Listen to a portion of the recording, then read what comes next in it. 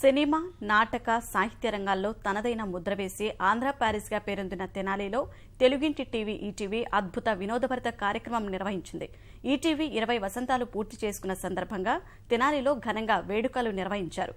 చలిగాలులు సైతం లెక్క చేయకుండా పెద్ద సంఖ్యలో మహిళలు, యువకులు ఈ కార్యక్రమానికి హాజరయ్యారు.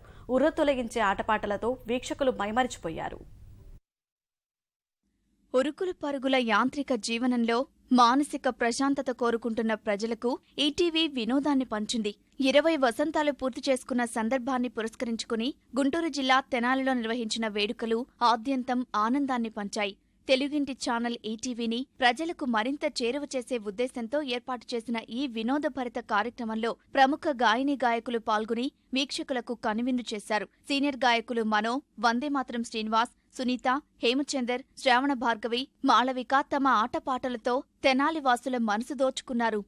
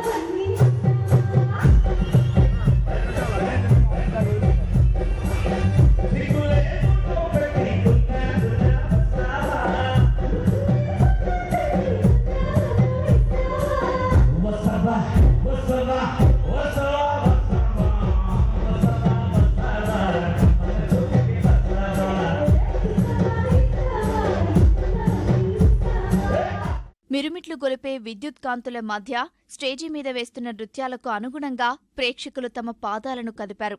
వినసొంపైన పాటలకు లయబద్ధంగా డాన్స్ చేస్తూ మైమరిచిపోయారు. వ్యాఖ్యాత ప్రదీప్, గాయకుడు హేమచందర్ ప్రేక్షకుల మధ్యకు వెళ్లి వాళ్లను మరింత ఉత్సాహపరిచారు.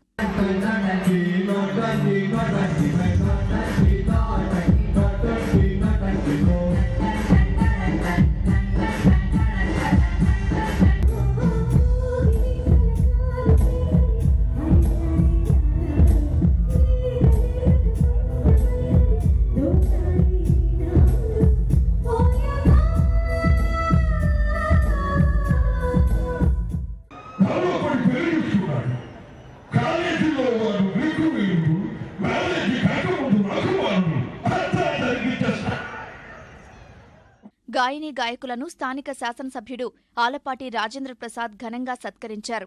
ఈటీవీ నిర్వహిస్తున్న ఇలాంటి ఉల్లాసభరితమైన కార్యక్రమాలు ప్రతి ఏటా నిర్వహించేలా ప్రయత్నిస్తామన్నారు. ఈటీవీ ఎట్ 20 కార్యక్రమాన్ని అత్యంత వైభవంగా ఒక పండగ వాతావరణాన్ని సృష్టించిందని చెప్పవచ్చు. ఎంతోమంది కళాకారులని, సంగీత విద్వాంసుల్ని, సినీ గాయకుల్ని వీళ్ళందరినీ కూడా తీసుకొచ్చి ఒక ప్రత్యేకమైన కార్యక్రమాన్ని ఈ రోజున ఇక్కడ నిర్వర్తించినందుకు ఈటీవీ వారికి నా ధన్యవాదాలు తెలుపుకుంటా ఉన్నాను.